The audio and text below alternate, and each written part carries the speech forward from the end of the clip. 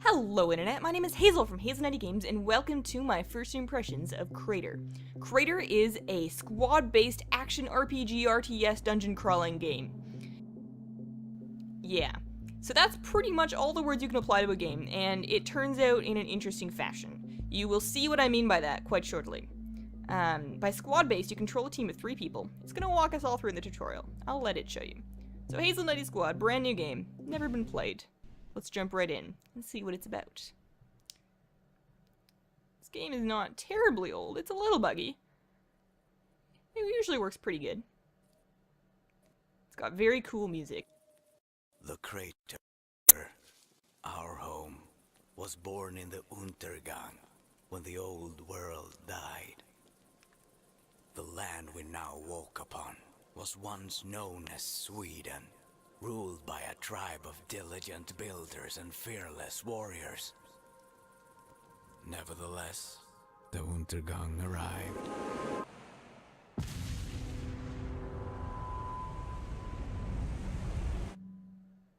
The sky and earth changed as billions died. Amongst the survivors were a stalwart band of settlers who, surrounded by death, found refuge in the verdant crater. Their new home did not only offer fertile soil, but also treasures from the past, buried beneath. Greed and avarice lured us into opening gates that should have remained sealed. Sinister forces were drawn to our wealth, like flies to a corpse, gathering at the rim that had protected us for so long. I, for one, prayed to Saida that someone, somewhere was willing to make a stand.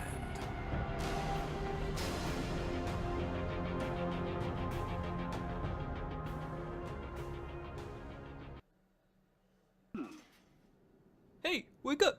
So, it's got very cool music. I give it a 6 out of 10 for a story. Big things falls out of the sky, and we dig deep into it and bad things happen. My head. Man, you guys really did a number on this place last night. Really, my head. Sure, I understand you were celebrating finally arriving at the crater, job contract in hand. But did you really need to trash the whole town? If I were you, I'd start picking up the sword pieces of myself and get my ass out of here. Yo dude, what's up? I think your friends might be able to help you with that question. Alright, cool. So, my bruiser is right here. And he's pretty bad shape. So, spacebar will not only calibrate you onto your character, but it'll also select all of them. Could you please remove the big guy from here? Oh, that's a different guy. He's sort of scaring the customers. Guys, don't crucify me for my accent. I mean no disrespect. Sure, he's good, he's gone. Alright. Come on, bruiser. Let's get out. So, what makes it RTS is that you have a squad of multiple units. They have different abilities. They're click to move, and it's tactically advantageous to put them in certain positions. The general composition of your squad is tank, healer, DPS. Yo! You damn idiots! You destroyed all the cages in the pens last night. Now there's vargs all over the town. We're sorry. You better go take care of them before someone gets seriously hurt. What were you thinking? Right click on there, or use A and left click to perform an attack move. Alright, so the quests in this game are very MMO style. There's lots of fetch quests, lots of kill quests, and that's kind of it. So, with that said, I'm not going to read any more quest text because, you know, it's not that interesting. If you are very into the story, though, it's not awful. And a lot of the characters have lots of life in them. They're very well rounded out. That's not the right word. They have character. They are funny. Their writing in this group is quite good. So, it is click to move. One of my grievances with it is you cannot click on the mini-map in order to move, so you are clicking an awful lot. Alright, this guy knows what's up. I like his shirt. It's awesome! He's also got, like, dancers in the background, and they have moves. They got game. So, my medicus, right over here. So we're gonna go team up with our healer. He is over and around to this way. Now, you can see on the menu bar down here, you have just your normal function settings. Inventory, things like that. And up here on your 1 through 6, it's going to be, you have your abilities. You have 6 abilities at any given time. 2 of them are attributed to each of your characters. Bats! Alright, good. So you can see now that I picked up my Medicus, I have 2 new abilities. One is a channeled heal, one of them is a normal heal. I find the channeled heal works much better. So, you click the button, you target your character, it happens. Works pretty good. This game feels a lot like controlling a World of Warcraft dungeon party by yourself. You are your own tank, you're your own healer, you are your own DPS. But because each of them only have 2 abilities at any given time, it's not as cool as you would think it is. It's definitely neat, and it's definitely a great new idea, but it gets a little bit boring after a while. So we're looking for a regulator. Bossy bastard. Escape Vog's on the way. Heal yourselves up. Yeah, we're on it. We got this. We already did that. We're good. Let's go. Attack, move, and they will auto-attack. You have damage abilities, because the first guy we got was our damage. You can cleave, you can ground stomp. That took care of them pretty quickly. The difficulty will ramp up later. This is obviously a tutorial. Just kind of showing you what it works. In need of bribes? I'm not trying to take your chainsaw, buddy. Alright, so you see a question mark overhead. Very MMO-like. That is our quest giver. We are turning it in. We got nothing. New objective. It's oddly MMO-like for a single-player game, but it's the bad things about the MMOs. It's the grindiness and the repetitiveness. This guy has no issues breaking the 4th wall whatsoever. Game set to normal mode. Do you want to change it? If you did want to change the mode, it is permanent once you leave the tutorial. There's casual, normal, and hardcore. I'm going to stick to normal. I found it to be a little on the easy side, and I am kind of a bad gamer, so you may want to try hardcore if you do pick this game up, but I'm recording and it's hard, so. Alright, so we got some robbers. They are giving us some lip. We're all hungover after that crazy party, and these guys are just getting in our way. I'm gonna heal up my dude. You can target using the party frame on the left-hand side, or you can just click them on the ground. There's only 3 of them. You do not ever get more than 3, so it's not a big deal. Also, to my knowledge, you will never have access to any different abilities than the ones you have here. These 6 abilities are the only ones you get in the game. I could be wrong about that because I'm only a couple hours in, or I've only gotten a couple hours in, but that's what it appears to be so far. So that's the end of the tutorial. That just shows you the basics of moving, combat, etc., which is pretty much the majority of this game. There are some RPG aspects of upgrading your character. You don't upgrade your gear, but you do upgrade yourself. My prayers were answered in the form of a dauntless band of freelancers newly arrived in Solside. Determined to seize the opportunities only the diversity of the crater could provide, the future champions found themselves heading for a northern town, heeding the call of adventure and coin by joining the service of a respected troubleshooter.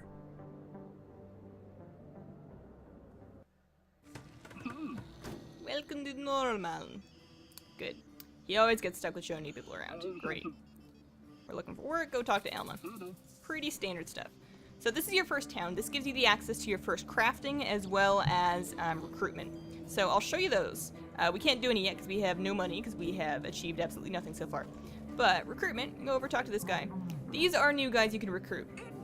There are 4 classes in total, so if you wanted to switch any of the 3 that you have out, for a Slayer, he's kind of a roguey-like guy, he would typically replace your Regulator, just because you kind of want to make sure you've got a healer, and the tank I find is really useful to have. Is the Regulator the tank? I think so. I remember what I'm talking about. These guys all have different names, and they have slightly different stats, but the abilities are going to be the same. They will come with different weapons. This game advertises itself as being persistent and permadeath. I looked into it though, and the permadeath is kind of weird. If your character dies 3 times consecutively, then you get a permanent injury, which is a debuff you cannot remove. If he dies 6 times consecutively, then he's dead forever, and then you gotta get a new guy. That sounds pretty difficult to do, but I guess it's kind of cool. There's also crafting as you go through the dungeons, which I will show you shortly, and pick up lots of stuff. You can bring them back here. You can buy blueprints, and then you can use those blueprints to craft things. You're going to be crafting things like boosters, which are things that you screw into various parts of your teammates' bodies to give them buffs. And I believe you can also craft weapons. Yes, that's right. So one of the things that I felt like could have been done a little better in this is all of the upgrades are passive buffs. X% to damage, X% to healing, X% to speed, stuff like that. None of it gives you any extra cool things that you can actually use. And this guy is a weapon vendor, so you can see your weapon right there. It's got stats, which is nice. It has some extra bonuses on it. You can see whether it is better than yours, of course, by the colors. So you can progress through the game, upgrade your characters, upgrade your weapons, delve deeper into the crater, and get more loot. In that sense, it's a very Diablo-esque dungeon crawler style game, but instead of controlling one character with a bunch of different abilities you can change, you're controlling 3 characters that have a total of 6 abilities that you cannot change at all. So let's go talk to the Alma, because we were supposed to go talk to her, see what's up with her, and see what she wants with us.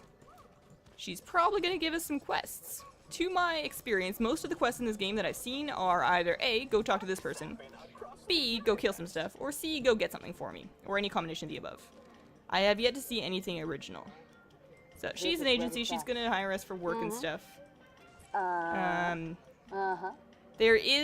You can learn more about the background of the story, and there is kind of a neat culture going on here. There are different moralities in relation to people that dig into the crater, people that are the new, like, lawmakers, stuff like that.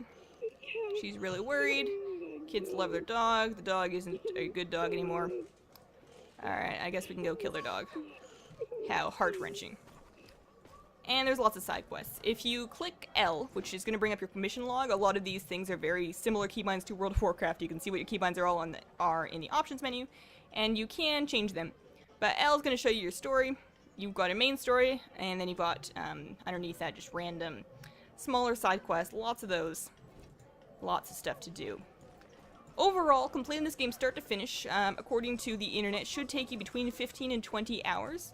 I would worry that it would get a little repetitive. If you try it, and you don't really like the combat a whole lot, you're not super into... Oh, wow, there's the dog. Grand Stomp, yeah!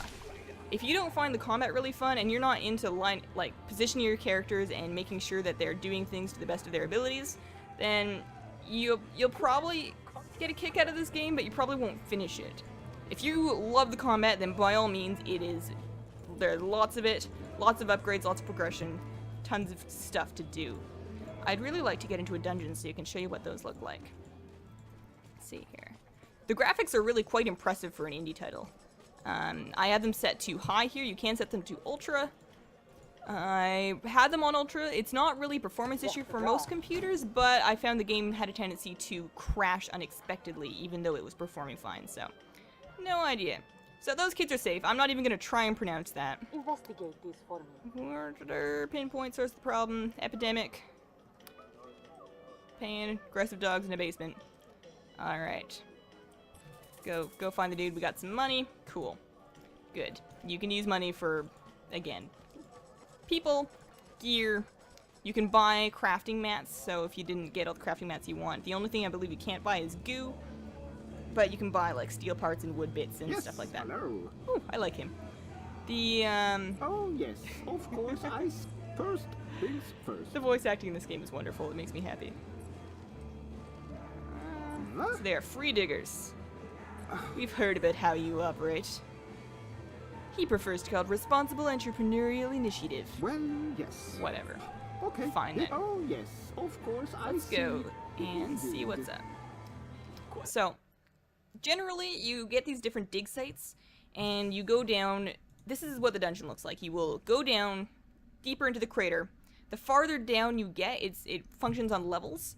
And the farther down you get, the better the loot is, and the more dangerous things are. It'll show you how dangerous things are by this little threat level here. Right now we're looking at threat level 1, so this is the easiest level. I believe this is all we're going to get to right here. You can see there's some mobs over there, so I'm going to attack, move over. Oh, I got ambushed. Right here. So in the beginning of the game, at least on normal mode, things are quite simple. You don't need to worry too much about positioning things, which is good, because I don't really feel like trying to get good at this. Or at least not to a crazy extent. I will probably put enough effort into it to finish it to see the rest of the story, because I'm kind of intrigued to see what happens and what we've actually unleashed from the deeps by our unscrupulous digging. That's always a compelling storyline. But, I don't know. Alright, so our quest giver guy's over here. His name is Ben Magikarp. He's kind of angry. And he wants us to kill some stuff, or there's growling stuff coming at us. That is a big bear. There are a couple of these. Let's do that. We've also got some regulator abilities I haven't showed you yet. There are utilities, so that's a stun, and then this is an area of effect slow. The area of effect slow looks like that. It's kind of cool. Nice little particle effects there. Alright, Ben Magikarp. I killed your bear. Good. He's mad. He's gonna buy me a farm far away from all the dang fools and stupid questions. Ben Magikarp. For having a very foreign name. Talks a lot like a Southern American. Alright. So now we get right out of here, and we ranked up. So one of our dudes, leveled up, which means we can go here and add an implant. We now have unlocked the head implant, which means if we pick up an implant, we can screw it into his head. That's pretty much it. As you level up, you unlock various other spots to screw stuff into. Indeed. Boosters are just sort of a different kind of implant. You can craft in both implants and boosters. Alright, those will all add to your character's stats, making you more effective at executing his 2 moves and his auto attack. Yes, indeed. I've yet to see anything that reduces cooldowns too, so it's really just making the things that you already do hit harder and making you not die quite as fast. That's pretty well it. So there's Carlson. Talking to him. I saved your enterprise. Good, good. I got the stamina implant. Cleverly placed quest reward there. So now we can go and look at our implants. I have something that's going to increase his stats by 5 stamina. Drop that into his head. And operate. You can hear a lovely, heartwarming drill sound, and now he has 5 more stamina. That's pretty neat. Yeah. So, Krater. Available on Steam for $15 in the US dollars. And that is full price. I wouldn't really recommend spending that much on it unless you really like this idea, or you really want to find out what's going on in the story, or you just like looking at people in gas masks. That's always a legitimate concern.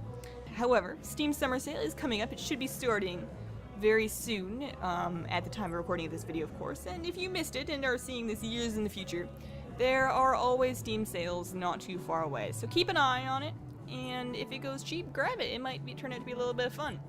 They did recently release an expansion for this game that allows for multiplayer co-op.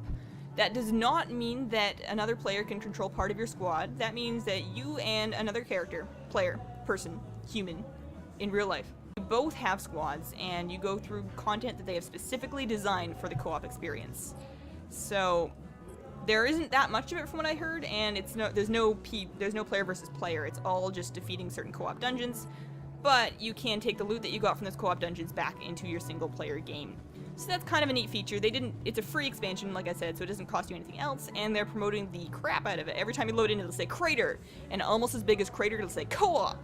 So it is a co-op game. That's my thoughts. If I have to give it a number out of 10, well, I'm not going to, because numbers out of 10 are dumb. Thank you so much for watching. Please remember to subscribe to get more first impressions videos of various different games. I also do Let's Plays and guides, cool stuff on my channel. Check me out on Facebook and Twitter, because fun stuff happens there. My name is Hazel from Hazelnutty Games. I'll see you next time. Bye!